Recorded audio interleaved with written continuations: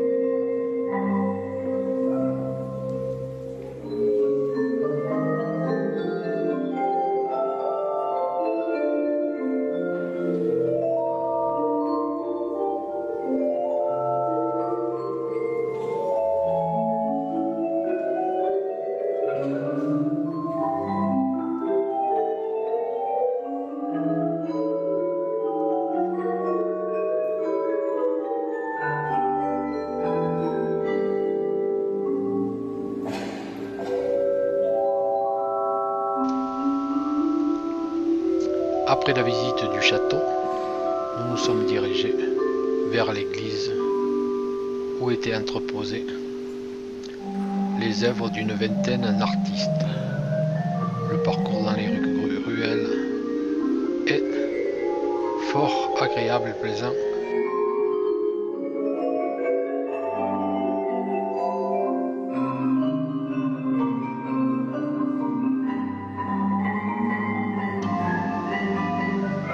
Nous avons bien retrouvé notre chemin et voici la somptueuse église qui nous ouvre ses portes. Quelques visiteurs sont déjà présents et nous voyons la première sculpture, une plongeuse.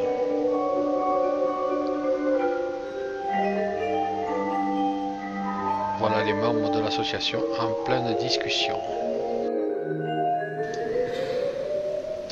L'église de la Palusse-sur-Verdon, Notre-Dame de Vauvert, a été inaugurée en 1870, en lieu et place de l'ancien bâtiment religieux, alors en très mauvais état. Une importante mobilisation avait été alors nécessaire pour maintenir une église à la Palue.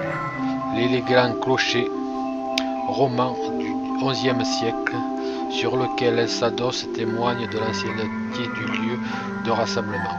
L'église a précédé le village dans son emplacement actuel. Aujourd'hui, Notre-Dame de Vauvert menace de s'effondrer et les travaux sont indispensables. Dans les années 1970, la menace pesait déjà et faute de moyens, le village n'avait pu que construire un mur séparant le chœur de la nef pour assurer le soutien du bâtiment.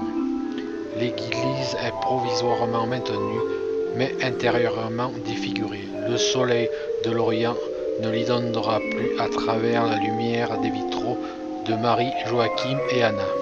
Un mur froid fait aujourd'hui face aux fidèles et aux visiteurs. Le projet actuel de sauvegarde du bâtiment doit être l'occasion de redonner sa splendeur originelle à l'église de la Palue. La liste des travaux à mener pour assurer la sauvegarde et la restauration de l'église est la suivante.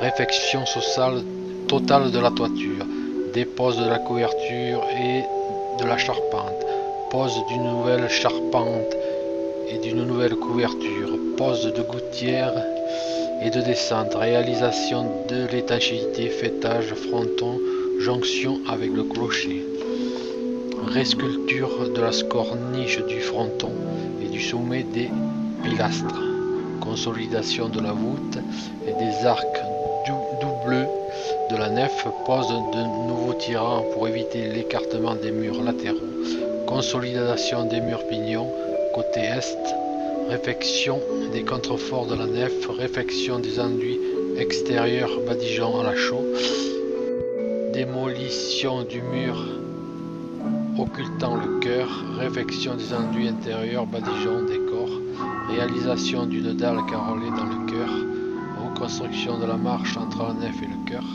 création d'un maître-autel dans le chœur, revêtement de sol de la nef, réfection des 6 vitraux de la nef, réalisation d'un nouveau tambour à l'entrée, parvis à refaire, revoir l'installation électrique et éclairage. Comme nous avons pu le voir, la liste est bien longue et il faudra une grande mobilisation pour que le projet arrive à voir le jour. Seulement la solidarité peut soulever des montagnes. Il faut juste trouver la clé qui permette une adhésion importante. Il faut juste maintenant trouver les idées qui vont créer le buzz médiatique. On voit fleurir des propagations d'idées plus ou moins utiles, souvent moins, d'ailleurs je crois. Pourquoi pas alors pour l'église de la Palue. Alors discutons, partageons sur le sujet.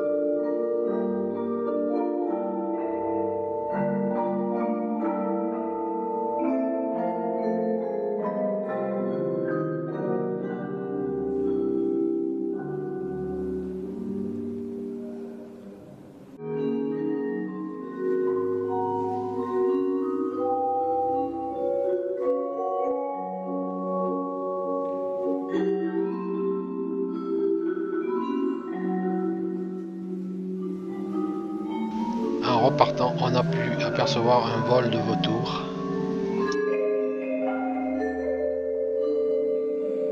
Les habitués des lieux ne doivent plus faire cas de cette manifestation du vol plané des rapaces préservés. Les touristes et visiteurs occasionnels trouvent cela plaisant car assez rare.